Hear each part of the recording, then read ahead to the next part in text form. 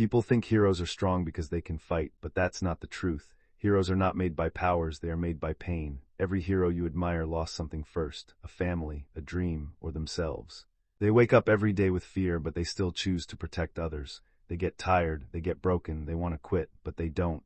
Heroes are not perfect, they are just people who refuse to give up when life was cruel.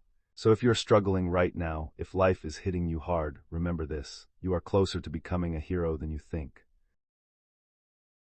Marvel teaches us that heroes don't win because they are strong. They win because they stand up one more time than they fall. Tony Stark failed again and again before becoming Iron Man. Thor lost his hammer, his home, and his confidence, yet he still rose. Peter Parker kept choosing responsibility even when life kept taking from him. The lesson is simple but painful. Giving up is easier than becoming. Marvel reminds us that the moment you feel like quitting is often the moment right before growth begins. You don't need to be perfect, you just need to keep going. Because in Marvel and in life, the real heroes are the ones who never give up.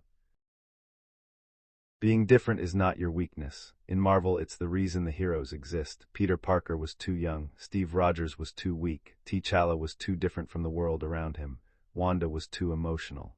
But what the world rejected became what the world needed. Marvel teaches us this truth: if you fit in perfectly, you wouldn't stand out when it matters. Stop trying to become normal. Normal never changed anything. Your difference is not a mistake, it's your assignment. Because in Marvel, the ones who don't belong are the ones who change everything.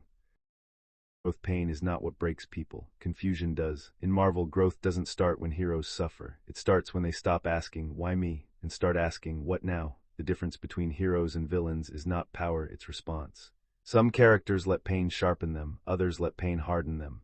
Marvel teaches us this quiet truth: pain gives you a choice to grow or to repeat the same lesson in a different form. If life feels heavy right now, it doesn't mean you're losing. It means you're being taught.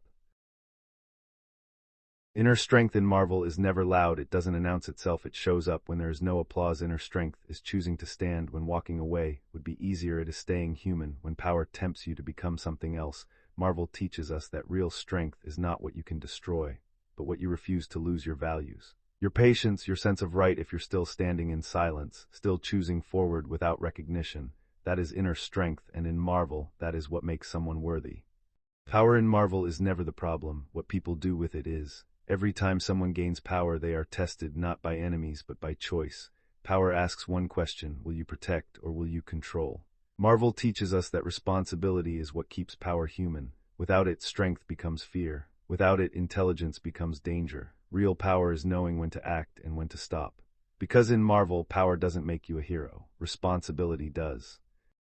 Courage in Marvel is not always about fighting. Sometimes it's about staying when it's uncomfortable, staying when it costs you, staying when walking away would hurt less. Marvel teaches us that quiet courage is choosing what's right without needing recognition. It's the courage to protect without control, to stand without applause, to keep your values intact when pressure tries to bend them. Not all courage is visible, but in Marvel, the quietest courage often changes everything.